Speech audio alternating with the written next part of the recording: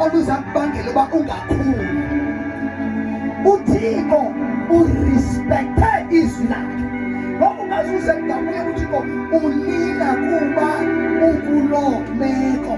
uThixo akagungqiswa ukulila kwakho kuba ufuna ungalenzi izwi lakhe.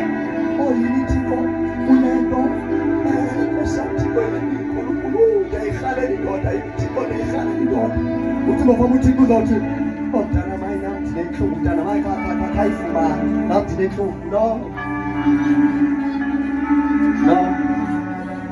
uThixo akasebenzisi mizwa.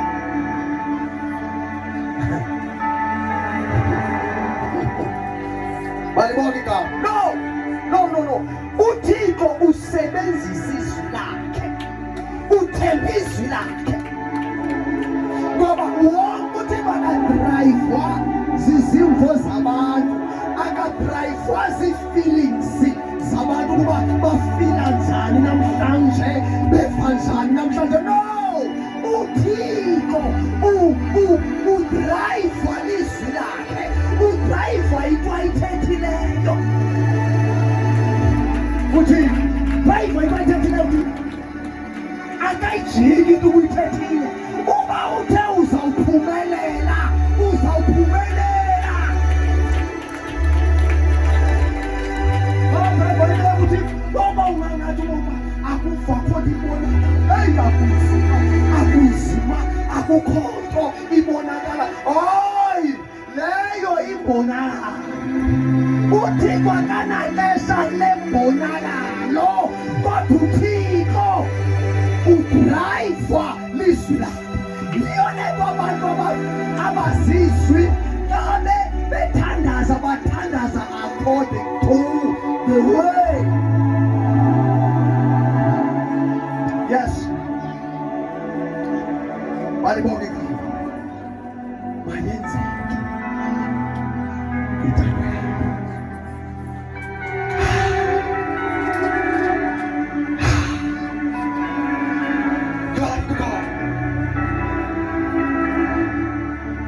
You see,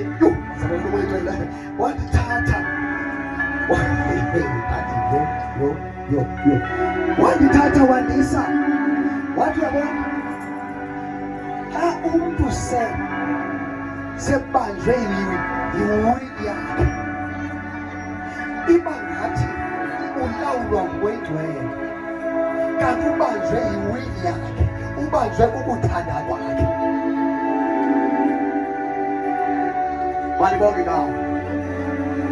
Nikhona abazalwane wathi wangithatha siyathandaza, sathetha zizibendile into ezivelisa deep enhliziyweni yami. Ngathi Thixo, wathi yabona izwi lami lithi thanda umdlwane wakho ngaphezu kwentoba okanye ngale ndlela uzithanda ngayo. Balibona igama. Wakha ugqiba akabeka into yoba hayi kodwa bangabafani, hayi kodwa bangabubethile, hayi kodwa bangabuthini. Angayibeke lona. Qha lithi izwi lakhe thanda ummelwane wakho, futhi ungamthandi kancinci, ungamthandi ngenye indlela, umthande ngale ndlela wena uzithanda ngayo. Wabeka istandard esiphezulu kakhulu. Ngicela ungamelele lo mthetho. uThixo abazalwane akazihoyanga i-feelings zomntu. uThixo akahoyanga ukuva nje. I'm telling you. Balibona igama. uThixo udrayivwa lilizwi, ushukunyiswa lilizwi lakhe, ushukunyiswa ngumntu owenza izwi lakhe ekwimeko ethile. Ngoba uyayi-alawa i-situation yenzeke kuwe, atawugqiba jonge i-reaction kuwe. Uzawuthi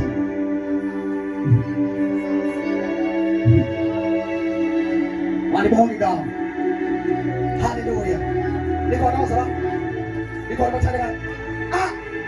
Noma uva njani, noma kwenzeke ntoni, hayi uyakuthiko, but ukade ukuba njengoba kule meko kuyo uzawulenza izwi lakhe.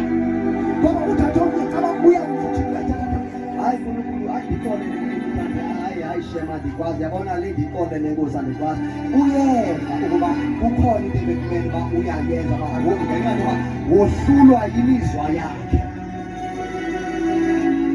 Cela ndimbambe klasi. Wohlulwa yimizwa le ndithi kuye le ndithi futhi uthetha loo nto katheni nam uthi yabona inkosi ndikhona yini akhanti andikwazi Thixo uthetha noThixo nguye akathethi nam uthi inkosi ndikhona yabona le andikwazi hayi inkosi andikwazi you fail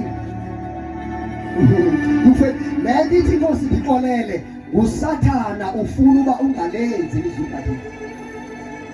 Malibonke ngalo ngoba uSathana indawo ahlala kuyo kakhulu zii-feelings. Njengoba esoloko lapha ekhaya kwakho nje kuba khona i-situation ethile eyenzekayo around you athi awugqiba athethe on top of that situation, because uSathana ubhuti ekujongeni uba yintoni ekohlulayo, yintoni oyithandayo, yintoni osuka kuyo, yintoni le ukuyo ngoku, ufila njani ngoku, then solo ethetha ngale ndlela ufila ngayo engqilela wena. Ngqilela wena yena. Always ilizwi likaThixo li-against feelings. Malibonke ngalo. Ilizwi likaThixo most of the time li-against feelings ngoba izwi likaThixo lifuna uhambe yalindlela. Ngoba lifuna lihambe yalindlela ukuze ngoba liyadala. Ngoba lifuna udala i-situation engcono kunale ngoba ii-feelings zifuna uqhubekekeke nobu bunkelekele bakho.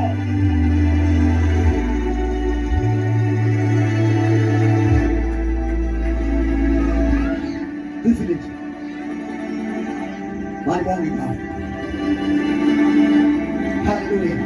Nkosi mayenzeke uthi mongcwele hey ukhwilizwe lithe bhayibhelini usukeleke likamelwane yabona likamelwane akazathi umongcwele xa sakwenza mfundisi lokhana xa sakwenza umongcwele athi kuwe on top of elalizwi lithi mthande umelwane wakho athi kuwe wonikela umelwane atsho kumama athi kumama makunikela kumelwane lo besalutshela ingoma adiba atsho kumama lo besalutshela ingoma kumama lo besalutshela ingoma athi kuye wonikela wonikela kumama wonikela kuye ufuna unikela kuye futhi uyakwazi ukuvaza uyakwazi ukuvaza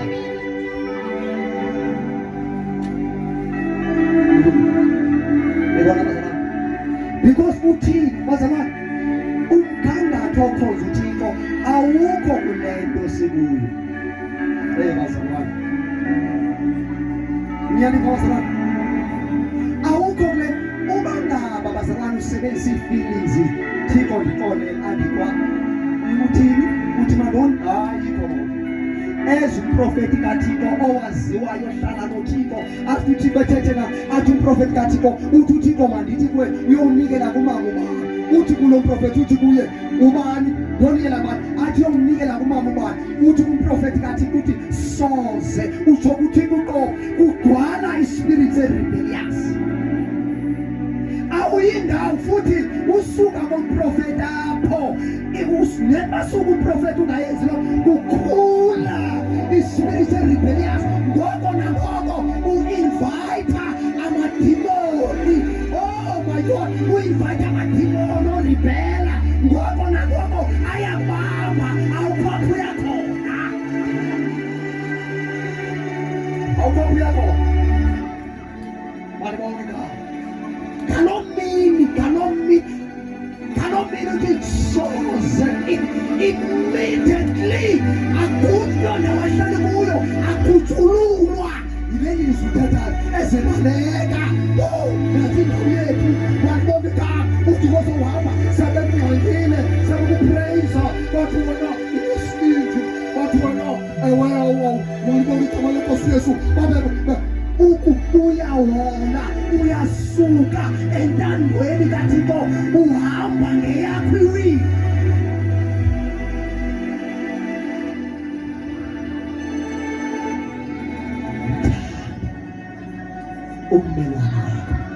ummelwane not ngakhuluma kamajo uThixo xa lethela ummelwane umbeka kwi-level yomkhaya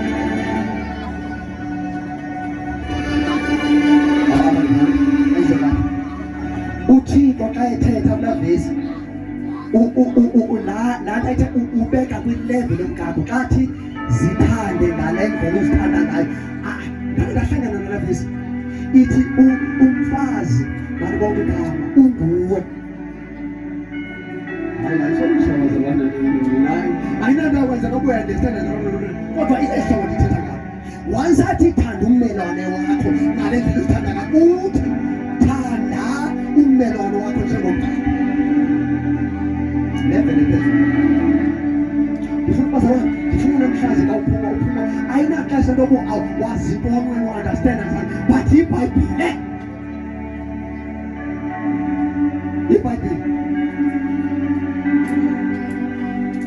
asikule bazalwane ngesifanele imini oba ngesibene eBhayibhile sikaso ngathi uba ngaba kukhona imibuzo ekhona ngokwezwi ivulwe loo mini leyo abantu bazibuzele sike sivuleni iBhayibhile not ivuleni sike sivuleni iBhayibhile sincokoleni ngeBhayibhile ngaloo mini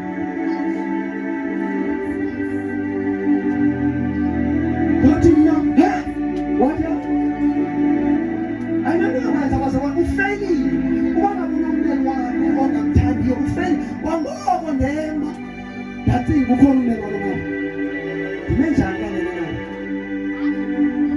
malibonke ekhaya ndabe sendicinga ukhona omnye phaa khe wazazi sicinga ummelwane wam ndime njani wamahlobane ndabe sendicinga ukhona lapha phambi ummelwane wam ndime njani kanene nayo ndabe sendicinga ukhona phaa ekomini ndime njani kanene naye ndabe sendicinga ukhona lapha olapha phela ezo ndime njani kanene naye ilevel yami yothando lwakhe naye ime njani ndabe sendicinga ukhona lapha ebheke abammelwane bonke aba ba-around me balibonga noba ungazathi ungathethi naloo ithetha ukuba ewe wonke umntu iqalapho bazalwane ndaphinde but iqalapho around you balibonga walibonga haleluya kayekwenza uThixo bazalwane kayekwenza uThixo akwenze ngabamelwane bakho kunyanzeleke noba bathi ngexesha upractice wemizwi practice izwi bathi befuna usuke uthi akusuke kuyahlala walibonga bese namakhada bagibisele ngawo uphuma ithuna uthi the devil is a liar and indawo ngoba ingabo usathane That is another revelation. Ayingabo uSathane. There is a level bazalwane aphiwa wayambula ilevel yokuthi ubethelelwa emnqamlezweni usivipheni kumigazi ukhazukile emzimbeni umzimba uqaqamba ubuhlungu ususuka uthi bawo baqole ngoba abayazi there is another level of understanding.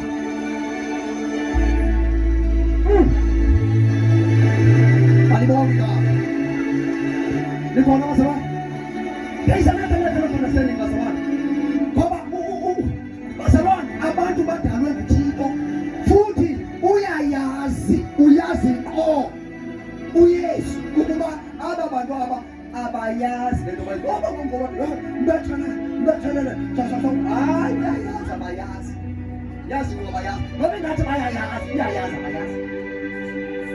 abayazi uma ngena-ke abe ayazi abayazi ilevel ngoba ixhomekeke eleveleni okuyo in faith and understanding the word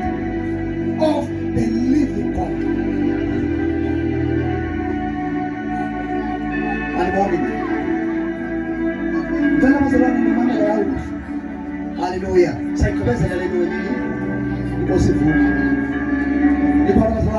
This is very, very, very deep. Very, very, very deep.